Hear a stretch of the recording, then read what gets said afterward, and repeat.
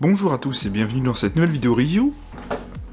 Aujourd'hui je vous retrouve pour le STI Combat Master de chez ASG. Une petite réplique de points aujourd'hui à CO2. La boîte, elle est très simple avec une photo de la réplique, le nom de la réplique sur le côté gauche et quelques petites infos sur le côté droit. À l'intérieur nous trouvons le manuel, voilà, un chargeur en métal à CO2, la réplique. Voilà. Et voilà donc la réplique du jour, le STI Combat Master de chez ASG. ASG nous présente ici une réplique qui respire la précision dans un style de race gun sans faille. Le STI TTI Combat Master est le résultat de la conception classique de 1911 de sa mise à jour pour le 21e siècle. Taran Butler a personnellement supervisé chaque modification de la plateforme de pistolet amélioré 2011 pour créer le maître de combat pour les tireurs de compétition.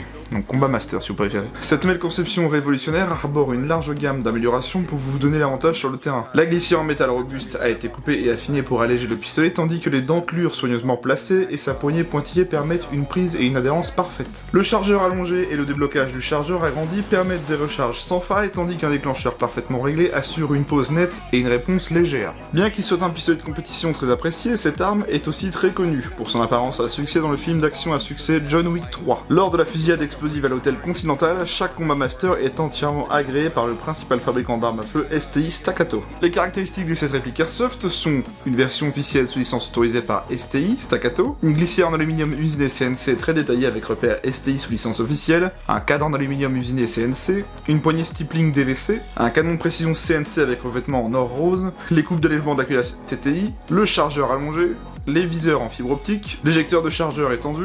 Voilà donc pour la réplique. Donc c'est tout simplement une réplique du Combat Master qu'on voit dans le film John Wick 3 et qui est de base en ICAPA. Voilà, donc un petit peu retravaillé on va dire. On va aller regarder un petit peu le manuel, comme l'habitude sur cette chaîne.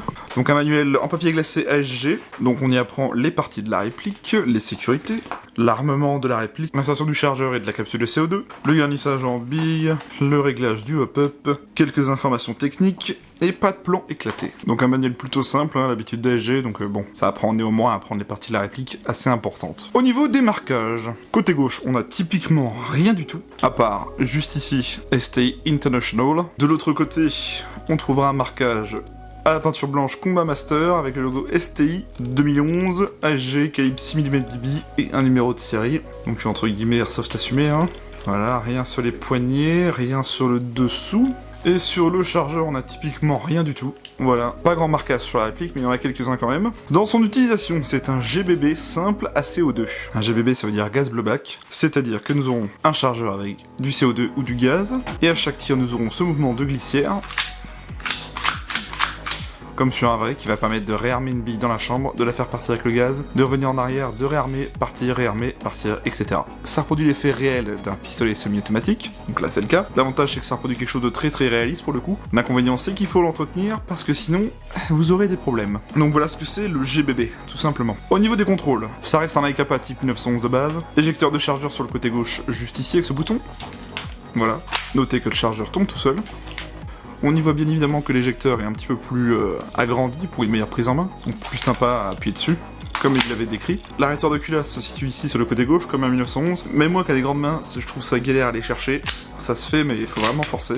Alors avec des petites mains, j'imagine pas, c'est pas très confortable. Hein. Bon, tous les 1911 sont comme ça, donc après, ça reste classique 1911. Mais j'aimerais bien qu'une fois, quelqu'un ait la bonne idée d'agrandir cette pièce, là, l'arrêteur de culasse, ça serait pas mal quand même. Sécurité, nous en avons deux, comme sur un 1911, comme sur un AKPA de base. On en a une ici au niveau du pouce, qui est ambidextre. Donc on peut l'activer uniquement que si le marteau est armé. Voilà, elle bloque la queue détente. On la retrouve de l'autre côté, comme je vous l'ai dit.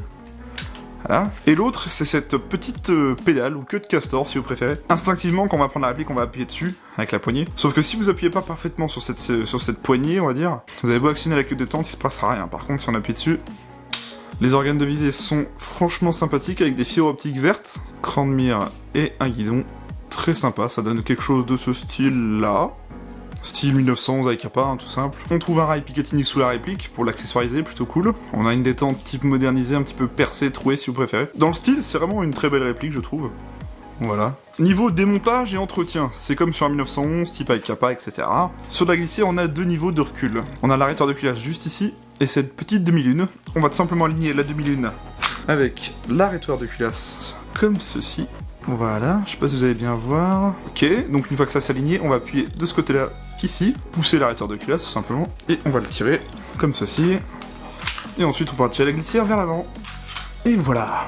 Plutôt simple à démonter le 1911, hein. C'est vraiment assez simple dans la globalité. Là on y voit la partie haute de la glissière, avec le ressort récupérateur. Donc notre réglage de pop se fait juste ici avec cette petite molette, voilà. Je vais y revenir après dans la vidéo, mais il est un petit peu spécial. Pendant les tests de tir, j'ai eu quelques petits soucis avec. Je sais pas si c'est normal, on verra ça après. Pour continuer le démontage, on va prendre le ressort récupérateur. Donc en fait, il faut qu'on sorte le ressort récupérateur avec la pièce qui le maintient à l'avant, là. Il faut essayer de le serrer au maximum comme ça pour le sortir. Là, on a la partie canon interne et canon externe. On y voit le bloc pop. Donc le réglage se fait ici, avec la petite molette. Vous n'êtes pas obligé de le démonter à fond pour faire ça, hein, clairement. Et juste ici, on trouvera le nozzle.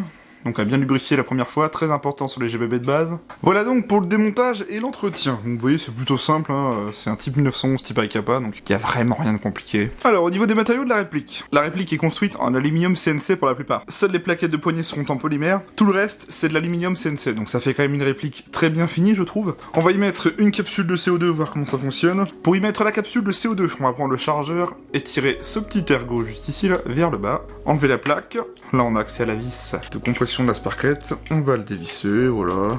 On y met la capsule de CO2, hop, pas de bille dans le chargeur, pas de bille dans la réplique, on insère, je maintiens l'arrêtoir pour vérifier.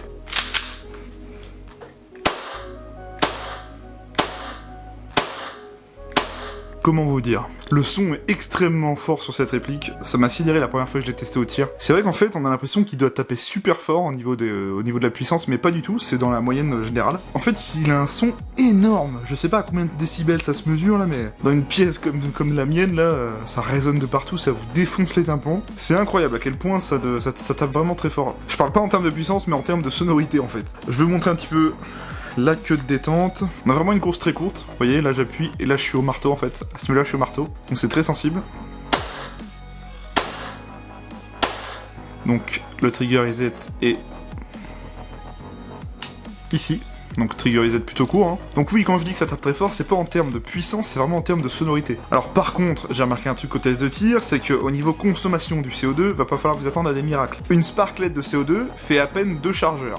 Oui, vous avez bien entendu, à peine 2 chargeurs. Le deuxième chargeur va vraiment avoir du mal à se finir. C'est vraiment le truc le plus gourmand en CO2 que j'ai jamais vu jusqu'à ce jour. On va regarder un petit peu les caractéristiques d'origine de la réplique. C'est une réplique de calibre 6 mm à propulsion CO2, mais attention, cette réplique est compatible gaz. Oui, elle dispose bien de la compatibilité gaz. Elle dispose de mode de tir sécurité et semi-automatique uniquement. Elle est annoncée à 0,95 joules, soit 320 fps à la 0,20, on verra ça au test chronie. Elle fait une longueur de 225 mm, son canon interne mesure 110 mm et c'est un 6.03. Elle pèse 1020 grammes, donc oui, à peu près 1 kg comme je vous avais dit. Elle dispose bien du hop-up réglable, elle dispose du blowback, sa conception est en aluminium et polymère. Elle dispose bien d'un rail tactique Picatinny intégré, son chargeur est en métal et contient 24 billes, et c'est fabriqué par STI pour ASG. On a fait à peu près le tour, j'avais pas grand chose à vous dire sur cette réplique parce que ça reste en soi un 1911 IKPA. Cette réplique se caractérise surtout par le fait que c'est une réplique du film John Wick 3. Dans John Wick 3 Parabellum, on y voit le Combat Master de chez STI. Forcément, c'est une réplique très intéressante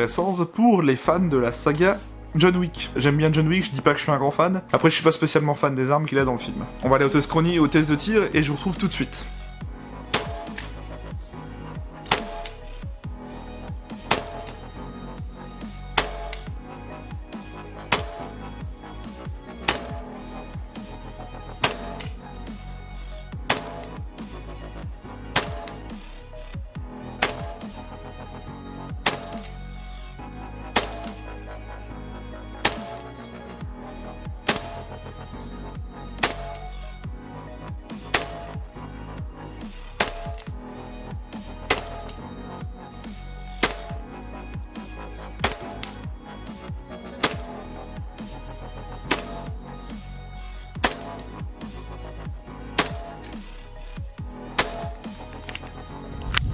Test de tir du Combat Master de chez ASG à CO2.